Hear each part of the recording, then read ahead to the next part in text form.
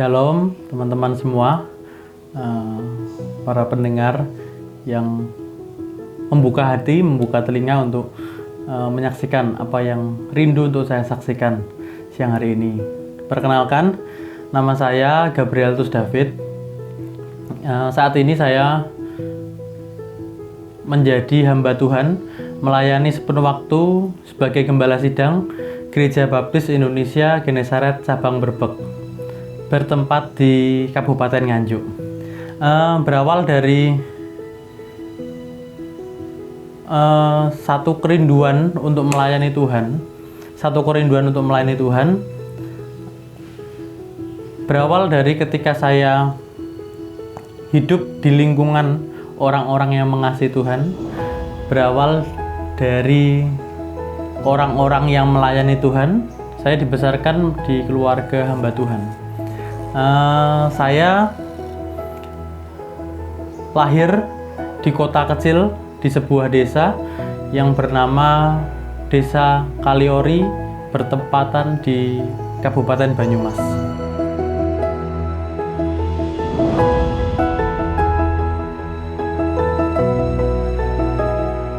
Di tempat ini saya dibesarkan dan saya mendapatkan satu pendidikan moral, pendidikan etika yang sangat baik dari keluarga besar kami, keluarga besar hamba Tuhan yang melayani Tuhan.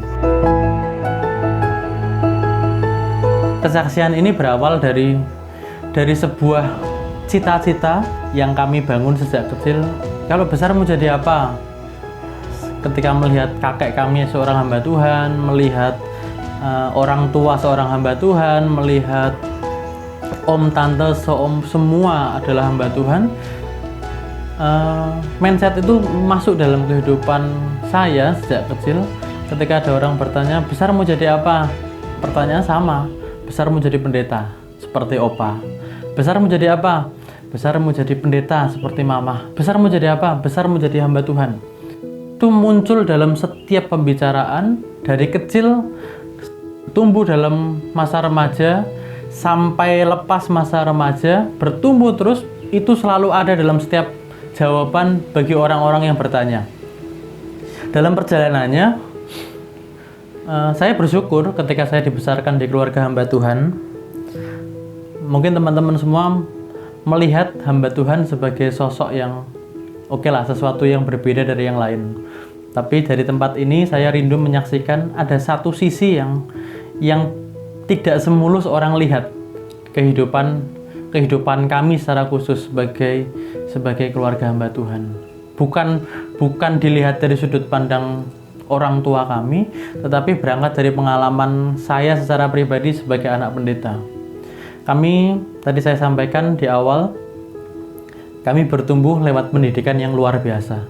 Karakter Kristus dibangun dalam kehidupan masa muda kami, dibangun dalam kehidupan masa kanak-kanak kami. Ketika saya masuk di bangku SMP, kalau tidak salah sekitar tahun 2005, ketika saya masuk di dalam pendidikan SMP, di situ saya mulai mengenal kehidupan yang lebih kompleks. Berbeda ketika saya SD, saya masuk di SD Kristen dengan lingkungan yang sudah kami kenal. Namun ketika saya masuk dalam pendidikan tingkat yang pertama di SMP, dengan berbagai teman-teman yang kompleks, saya mengalami satu situasi yang kalau sekarang orang sebut bullying. Saya bertumbuh menjadi anak yang dengan fisik yang kecil, dengan mental yang biasa-biasa saja. Jadi ketika saya masuk dalam satu pergaulan di SMP, saya menjadi anak yang sering dibullying, menjadi anak yang sering dikucilkan. Saya menjadi anak yang bahkan seringkali menjadi korban pemalakan. Saya bertumbuh hanya sebagai pengikut. Kemana teman-teman saya pergi, saya ikut. Saya hanya jadi pesuruh. Jadi situasi itu membuat saya merasakan satu masa muda yang, wah, aku nggak boleh seperti ini terus. Itu menjadi sebuah komitmen, menjadi sebuah keinginan. Ketika saya akan masuk SMA, saya harus SMA di tempat yang berbeda. saya harus keluar dari daerah, saya masuk sekolah menengah atas, saya memutuskan untuk aku harus pergi ke kota dengan satu tujuan supaya nggak ada teman-teman SMP ku di SMA itu. Ketika saya masuk dalam satu pergaulan yang baru, saya mencoba menempatkan diri saya ada di posisi seperti orang-orang yang membullying saya saat saya di SMP. Saya masuk dengan komunitas yang baru, dengan pengenalan yang baru. Saya memposisikan diri sebagai anak yang arogan, memposisikan diri sebagai anak yang brutal, sehingga saya ingin apa yang dulu saya alami di SMP, saya akan balas itu, ataupun saya akan ada di posisi orang-orang yang di atas, yang menghina orang, yang menindas orang, yang menyakiti teman-teman yang secara fisik lebih kecil ataupun lebih lemah. Nah, momen itu rupanya menjadi celah untuk iblis, ya. Untuk iblis merusak apa yang dibangun orang tua kami, dibangun oleh keluarga kami, pendidikan moralitas yang sudah dibangun sejak kecil, pendidikan karakter Kristus yang dibangun sejak kecil itu menjadi celah bagi iblis. Ketika arogansi itu muncul di masa SMA, saya masuk dalam kehidupan yang bisa dikatakan cukup tidak enak untuk dibanggakan, ya. Saya harus masuk dalam kehidupan kenakalan remaja. Saya bukan perokok, saya bukan peminum. Saya pernah, namun saya tidak menikmati itu semua. Saya lebih menikmati kehidupan yang lebih tingkat sosialnya lebih tinggi. Saya nongkrong sana, saya nongkrong sini. Saya tidak pernah masuk sekolah, saya nongkrong di terminal. Saya cari teman-teman di terminal. Saya pergi ke tempat wisata yang kalau sekarang mungkin sudah gampang sekali diekspos. Dulu belum diekspos, kami sudah sampai di sana.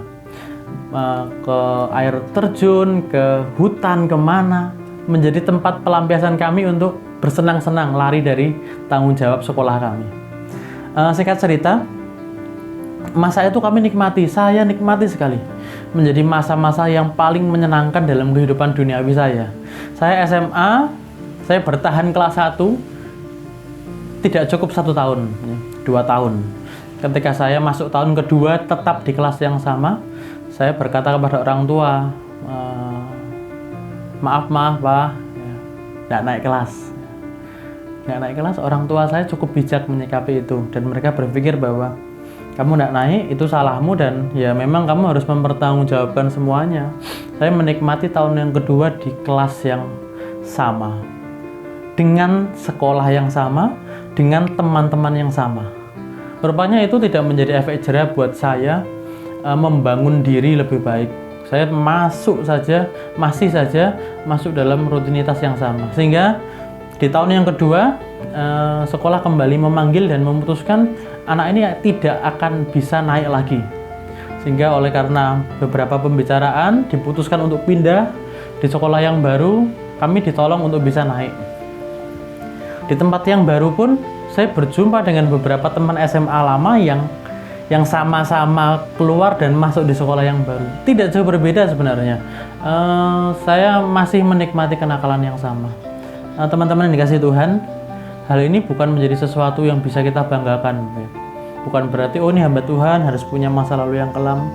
Sebenarnya tidak. Tapi setiap kita, setidaknya kita punya sebuah kesaksian bagaimana Tuhan itu ada, dan Tuhan itu memberikan kesempatan buat kita untuk terus melayani Tuhan. Saya sampaikan tadi, persepsi menjadi pendeta ada sejak saya kecil sampai saya remaja.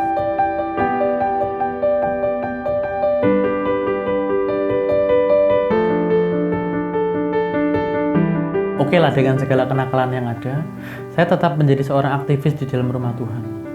Ada sebuah kendaraan yang memang itu menjadi andalan keluarga kami, hamba Tuhan, buat melayani Tuhan.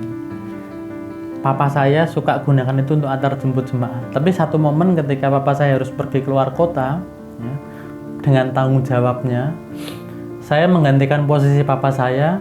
Saya setiap hari Minggu, saya gunakan kendaraan itu untuk antar jemput jemaat.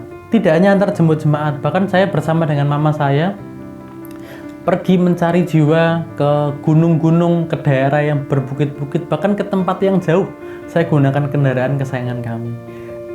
Keluarga kami menyebut itu sebagai citul ya.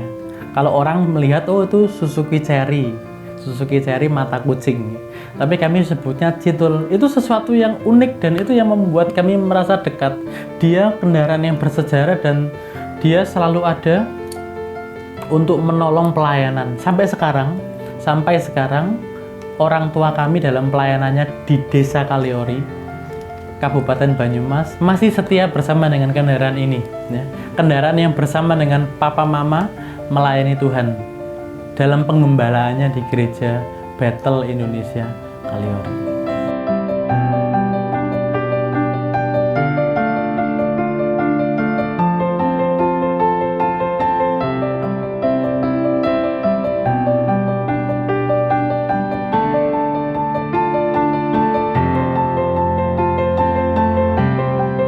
Ketika saya lulus SMA, saya tidak perlu banyak berpikir saya akan kuliah di mana, saya akan bekerja di mana. Saya hanya punya satu pilihan, aku harus sekolah teologi. Karena itu sudah saya bangun sejak kecil. Saya memutuskan sekolah di sebuah seminari bernama Seminari Baptis Indonesia yang ada di kota Semarang. Ketika saya masuk di Semarang, seringkali ini yang menjadi kesulitan ya. Saya kurang tahu apakah teman-teman mengalami kesulitan yang sama seperti saya. Anak-anak pendeta mengalami kesulitan seperti saya. Tapi ketika masuk ke sebuah seminari, ada satu tes wawancara yang disampaikan oleh penguji kepada mahasiswa baru. Pertanyaannya sederhana, kapan kamu bertobat? Saya berpikir, saya lahir di keluarga Kristen, saya menjadi anak yang aktif dalam pelayanan, saya menjadi anak yang semangat dalam pelayanan. Ketika saya mendapat pertanyaan, kapan kamu bertobat? Saya kesulitan untuk menjawabnya. Saya kasih aja jawaban yang paling simpel. Saya dibaptis itu SMP atau SMA. Ya sudah, berarti bertobatnya di tanggal baptisan. Saya berpikir saya harus menjawab itu supaya saya bisa masuk seminari. Pertanyaan yang kedua, kapan kamu terpanggil untuk melayani Tuhan? Karena sejatinya seminari itu ada untuk orang-orang yang terpanggil dan orang-orang yang mau diperlengkapi. Jadi otomatis orang yang masuk ke seminari adalah orang-orang yang terpanggil untuk melayani Tuhan. Pertanyaannya seperti itu. Kapan kamu terpanggil buat melayani Tuhan? Dalam hati saya berkata, sejak kecil saya ingin jadi pendeta. Saya berpikir, apa itu panggilan? Saya jawab saja, saya terpanggil sejak SMA. Saya lakukan itu karena saya berpikir harus saya jawab supaya saya bisa masuk ke dalam seminari. Semua saya lewati dengan berbagai prosedur yang ada, dan pada akhirnya saya masuk ke dalam seminari. Teman-teman yang dikasihi Tuhan, dalam dunia seminari saya berjumpa dengan orang-orang yang begitu kompleks dengan berbagai latar belakang. Semua orang terpanggil buat melayani Tuhan, tapi dalam perjalanannya saya hanya melakukan aktivitas ya. Kalau orang katakan mungkin ritual, saya hanya melakukan ritual pelayanan. Saya bergabung ke sebuah gereja, disuruh nyanyi saya bisa nyanyi, disuruh pimpin pujian saya jago pimpin pujian, disuruh bawa renungan saya bisa bawa renungan. Bagi saya itu sebuah ritual yang saya lakukan setiap minggunya. Tapi tanpa saya sadari, mungkin saya sadar ya, mungkin tanpa diketahui orang lain, ritual itu tetap berjalan. Di samping itu, karakter-karakter yang saya bangun ketika saya SMA, kenakalan-kenakalan ketika saya SMA, bahkan segala hal yang buruk ketika saya SMA, itu pun berlanjut. Jadi bayangkan, dalam sebuah tempat penggemblengan, saya diperlengkapi untuk melayani lebih baik, tapi di satu sisi pelayanan saya semakin oke. Ada satu dosa yang ada banyak kenakalan remaja yang masih nempel dalam hidup saya, itu pun semakin oke. Jadi dalam waktu yang sama saya melakukan dua hal yang di satu sisi Itu menyenangkan bagi orang-orang yang percaya. Orang melihat, oh ini mahasiswa seminari luar biasa pelayanannya. Tapi di satu sisi Tuhan melihat ini mahasiswa seminari memiliki karakter yang tidak baik. Saya mengalami satu titik balik perjumpaan saya dengan Tuhan, yang mungkin itu sekarang saya bisa katakan bahwa itu masa keterpanggilan saya untuk melayani Tuhan. Saya tidak lagi bicara soal tadi. Saya mengatakan saya terpanggil SMA itu mungkin secara prosedural hanya untuk menjadi syarat saya masuk seminari. Namun secara pribadi saya katakan bahwa saya terpanggil itu ada di tahun kedua ketika saya ada di seminari.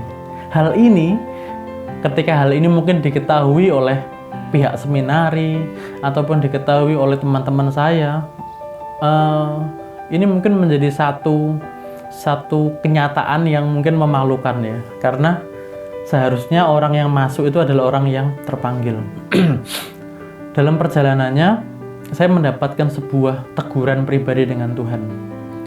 Saya ada satu momen yang membuat saya berdoa dan saya merasa ada dalam situasi yang mengatakan bahwa kamu orang yang jahat sekali. Saya merasa diri saya jahat itu bukan saat saya melakukan kejahatan. Saya merasa diri saya jahat itu saat saya sedang melayani Tuhan dengan segala kebaikan saya. Yang mengenal saya hanyalah saya. Orang lain mengenal saya hanya sebagai pelayan Tuhan yang bagus, pelayan Tuhan yang tekun, pelayan Tuhan yang luar biasa. Tapi saya yang mengenal diri saya. Ketika orang mengatakan kamu orang yang tekun, kamu orang yang luar biasa dalam melayani, oh kamu calon hamba Tuhan yang luar biasa. Di situ saya merasa saya ada di satu posisi yang saya orang yang paling jahat. Karena apa? Tanpa orang lain ketahui, bahkan tanpa keluarga saya ketahui, saya adalah orang yang mampu membuat sebuah sandiwara hidup. Pelayanan saya oke, tapi di samping itu bahkan setiap dosa-dosa yang saya miliki pun tetap berjalan dengan oke. Situasi itu membuat saya berpikir bahwa saya nggak bisa seperti ini terus. Oleh sebab itu, saya ingat ini yang saya berpikir bahwa Tuhan itu selalu ada bersama dengan saya.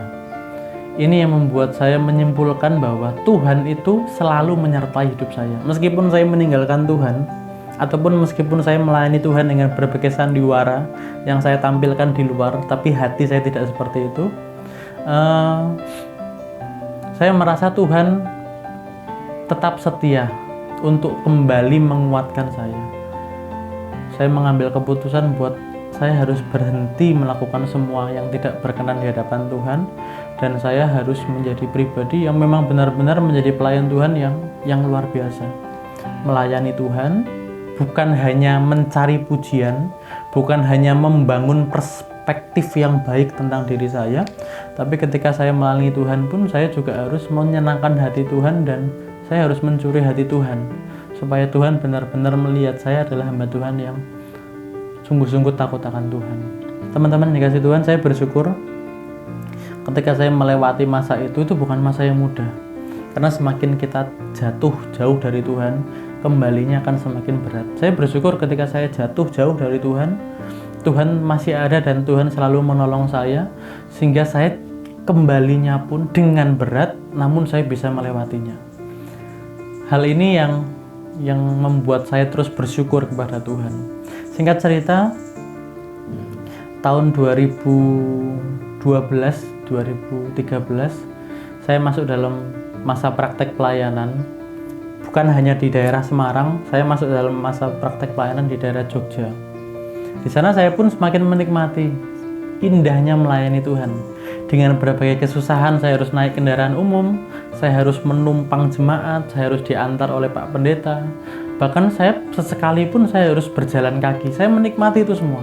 Sehingga suatu saat Tuhan mengirimkan berkat ya, untuk saya nikmati melalui orang tua saya. Ada sebuah sepeda motor yang menjadi kesayangan saya. Saya selalu kemana-mana membawa itu sepeda motor. Saya melayani Tuhan, saya berkunjung, saya membangun sosialisasi. Saya lakukan itu dengan sukacita. Di samping saya mempunyai hobi untuk berkendara, saya menikmati perjalanan pelayanan. Teman-teman dikasih Tuhan, ketika kita melayani Tuhan dari hati, kita melayani Tuhan berangkat dari pertobatan yang tepat, kita berangkat dari Tuhan, melayani Tuhan berangkat dari panggilan yang kuat, itu akan membawa kita masuk dalam situasi yang menyenangkan sekali untuk melayani Tuhan. Meskipun orang melihat sangat susah, sangat sedih, namun hati saya merasa bersukacita ketika saya melayani Tuhan kemanapun saya pergi, hingga saya memutuskan aku harus punya pengalaman yang lebih jauh lagi. Tahun 2003, ketika saya menyusun skripsi untuk saya menyelesaikan perkuliahan saya mengambil masa liburan pelayanan di kota Kediri, kota yang cukup jauh yang belum pernah saya ke sana sebelumnya. Di sana saya melayani sebagai mahasiswa liburan 1 bulan, dan setelah itu saya terus bergumul untuk pelayanan saya. Puji Tuhan, 2013 awal pertengahan, gereja yang dulu saya layani sebagai mahasiswa praktek, gereja itu mengundang saya menjadi asisten gembala sidang. Dari tempat itu, kalau tidak salah sekitar saya ingat bulan Juni tanggal 20, saya masuk ke gereja itu menjadi asisten gembala sidang. Saya bersama dengan pendeta gembala sidang yang membimbing saya memperkenalkan dunia pelayanan, dunia penggembalaan, ya. Mengembalakan dombanya Tuhan menjadi satu pengalaman yang indah, ya. Saya berdiri bukan sebagai orang yang dipahami, tapi sekarang saya berdiri menjadi orang yang bisa memahami orang lain. Bukan lagi menjadi orang yang dimaklumi, tapi mencoba menjadi orang yang bisa memaklumi. Saya berangkat dari setiap pelayanan, saya tetap bersama dengan motor yang saya cintai, ya, sebagai rekan pelayanan saya. Berjalan 2-3 tahun saya menikmati pelayanan sebagai asisten gembala sidang. Ada satu waktu di mana Tuhan mempercayakan pelayanan yang luar biasa buat saya. Persekutuan pemuda wilayah Eks-Karisidenan Kediri untuk wilayah denominasi Gereja Baptis. Persekutuan Pemuda Baptis wilayah Eks-Karisidenan Kediri. Ketika saya masuk dalam pelayanan di sana, di tahun itu 2014 Januari, Natal Pemuda, saya berjumpa dengan seorang gadis yang sekarang menjadi istri saya. Perjumpaan itu pun membuat saya semakin semangat lagi. Saya melihat seorang gadis yang setia melayani Tuhan, yang mengasihi Tuhan. Tuhan mempertemukan dengan orang yang mengasihi Tuhan. Tuhan mempertemukan dengan orang-orang yang saling mendukung dalam pelayanan. Itu yang membuat kami pada akhirnya tahun 2017 kami memutuskan untuk menikah. Ketika Tuhan mengizinkan kami untuk menikah tahun 2017, dan di tahun yang sama kami menerima panggilan untuk kami melayani sebagai hamba Tuhan sepenuh waktu di Gereja Baptis Genesaret Cabang Merbek yang sampai saat ini saya layani. Apakah cukup sampai di situ pertolongan Tuhan bagi saya? Tidak. Membentuk rumah tangga baru di tempat yang baru, dengan suasana yang baru, dengan adaptasi yang baru, saya harus membiasakan segala sesuatunya berjalan dengan apa adanya. Gereja yang kami layani saat ini dalam keadaan yang sederhana. Kami hidup di desa, namun sekali lagi saya katakan, ketika kita punya hati buat melayani Tuhan, sukacita itu muncul dari dalam hati dan membuat saya tetap bersukacita. Ketika orang melihat, kasihan kamu di desa, kasihan kamu sepertinya kekurangan. Justru kami melihat kamu tidak pernah dibiarkan kekurangan oleh Tuhan. Secara materi mungkin kami seorang keluarga muda, kami pasangan yang muda, dengan berbagai bekal pengalaman kami, dengan berbagai semangat kami. Ada banyak perhitungan-perhitungan yang kami buat. Kami menikah tahun sekian, usia kami sekian, tahun sekian kami harus punya anak, tahun sekian setidaknya kami harus berhenti punya anak. Ketika kami masuki masa tua, setidaknya anak kami sudah mapan. Perhitungan-perhitungan itu yang pada akhirnya membuat kami berpikir, apakah bisa kami melewati semuanya. Kami hidup berdua. ketika kami rindu untuk memiliki anak, satu pertanyaan yang muncul dari keluarga kami. Kita hidup berdua saja berkat yang kita terima itu pas buat kita. Kalau ada anak bagaimana? Jadi ketika kami berpikir hidup berdua saja berkatnya pas untuk kami nikmati, tidak lebih pas untuk kami nikmati, bagaimana ketika kami punya anak? Mungkin ini bisa jadi pengalaman buat teman-teman semua. Ada seorang hamba Tuhan yang mengatakan kepada saya demikian. Kalau kamu berpikir seperti itu, ya hidupmu hanya sebatas apa yang kamu pikirkan. Beliau katakan demikian. Punya anak saja, itu yang Tuhan kehendaki, berkat itu pasti akan mengikuti. Kami menerima semuanya dengan luar biasa dari Tuhan. Tahun pertama pernikahan kami, masuk dalam usia 5 bulan pernikahan, Tuhan mengizinkan istri saya untuk mengandung. Bahagia, ya, sukacita sekali.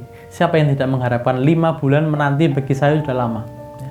Karena di tahun yang sama juga ada seorang jemaat yang menikah 1 bulan sudah Tuhan percayakan. Kami sebagai hamba Tuhan, ada satu lagu yang selalu kami naikkan setiap malam. Kami katakan demikian, jangan aku dilalui. Ya. Jangan aku dilalui. Orang lain Tuhan beri berkat, beri saya juga. Itu saya naikkan setiap malam dan saya berkata, Tuhan, orang lain Tuhan berkati, aku kepingin Tuhan. Ya. Kami naikkan itu. Kami melihat orang lain menikmati berkat Tuhan. Bulan yang kelima Tuhan mempercayakan buah hati kepada kami. Kandungan bulan pertama kami periksa ke rumah sakit, hasilnya baik.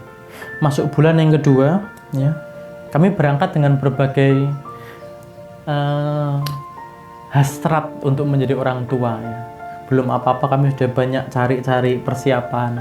Tapi masuk bulan yang kedua, semuanya secara seketika Tuhan membuat lenyap. Bulan yang kedua, ketika kami periksa, dokter katakan, maaf Pak, Bu, kami periksa di rumah sakit Kristen, rumah sakit yang mengenal kami juga sebagai hamba Tuhan. Dia katakan, maaf Bapak dan Ibu pendeta, kandungannya tidak berkembang dan harus diambil. Saya berpikir bahwa apakah ini muncul dari sebuah keraguan ketika saya berkata, Tuhan, aku berkat segini hidup pas buat orang dua. Bagaimana kalau aku punya anak satu? Dari situ kami mulai ditegur oleh Tuhan. Kami melihat bahwa kami sedang meragukan Tuhan. Padahal saya sudah menyaksikan tadi dari awal, ketika saya kecil sampai saya dewasa, saya ada semua karena pertolongan Tuhan. Kenapa sekarang ketika saya sudah membangun rumah tangga, saya harus membangun rumah tangga dengan sebuah keraguan? Bahkan ketika saya masuk di kota Nganjuk pun, saya yakin Tuhan menyertai. Kenapa ketika mau punya anak sudah ragu dulu? Di tahun pertama, Tuhan mengizinkan kami pada akhirnya tidak jadi memiliki momongan. Kami terus berdoa. Kami katakan, Tuhan, orang lain Tuhan beri berkat, beri saya juga. Orang lain Tuhan beri berkat, jangan aku dilalui. Masuk tahun yang kedua dalam usia pernikahan, tepat 1 tahun setelah istri kami keguguran, Tuhan memberikan berkat yang luar biasa dalam keluarga kami. Dari situ saya hanya berkata bahwa tidak usah khawatir. Berkat cukup untuk 2 orang, anak itu lahir, berkatnya cukup untuk 3 orang. Dari situ saya melihat ketika kami melayani Tuhan dengan sepenuh hati, bukan kami yang melayani berdasarkan berkat yang kami terima, justru berkat itu akan mengikuti setiap pelayanan kami. Kedepannya apakah saya perlu khawatir? Ketika saya berpikir mau punya anak 2, 3, 4, tidak perlu khawatir. Berkat akan mengikuti jumlah anak kami. Kami percaya bahwa Tuhan selalu ada bersama dengan kami dan Tuhan menyertai kami. Selomita Emaros Yuel David, anak pembawa sukacita, damai sejahtera. Emaros, anak yang kuat. Anak yang kuat yang Tuhan berikan buat kami. Kami bersyukur kami punya buah hati yang luar biasa. Bersama dengan kami pasangan muda, kami pendeta muda, hamba Tuhan muda, namun kami punya kerinduan yang kuat, tekad yang kuat untuk kami setia bersama untuk melayani Tuhan. Saya bersyukur istri saya membuka dirinya. Kemana kamu pergi, aku ikut. menyesuaikan apa yang menjadi profesinya, apa yang menjadi kerinduannya. Dia katakan, kemana kamu pergi, aku ikut. Dan saya katakan, aku pergi buat melayani Tuhan. Teman-teman yang dikasih Tuhan, kesaksian ini ya, akan menjadi sesuatu yang biasa saja. Tapi kesaksian ini akan menjadi sesuatu yang luar biasa kalau kita benar-benar menyadari bahwa Tuhan itu luar biasa dalam hidup kita. Kita bisa belajar dari kesaksian orang yang buruk sekalipun, dan kita bisa menjadikan itu sebuah pesan untuk kita bangkit. Bersyukur kalau ada orang yang memberikan pengajaran yang luar biasa. Ingat, apa yang Tuhan bangun dalam kehidupan kita sejak kecil, meskipun kita sudah sempat terlempar begitu jauh, Tuhan selalu ada buat mengembalikan kita. Bahkan sekarang Tuhan memakai 2 kali lipat menjadi seorang hamba Tuhan yang militan, hamba Tuhan yang setia melayani Tuhan. Demikian kesaksian yang bisa saya sampaikan. Harapannya ini menjadi berkat buat teman-teman semua terberkati, dan ini pun akan selalu menjadi rema bagi saya. Suatu saat saya akan melihat liputan ini dan saya akan melihat bahwa kesaksian ini tidak akan pernah berhenti begitu saja. Ke depan Tuhan akan terus menolong saya. Tidak berhenti di sini, tapi ke depan selamanya saya akan memberikan kesaksian yang luar biasa bahwasanya Tuhan itu sangat baik dalam kehidupan orang-orang yang sungguh-sungguh melayani Tuhan dari hati, yang sungguh-sungguh merindukan kesenangan Tuhan selalu dalam setiap pelayanannya. Terima kasih. Shalom, Tuhan memberkati saya dan teman-teman semua.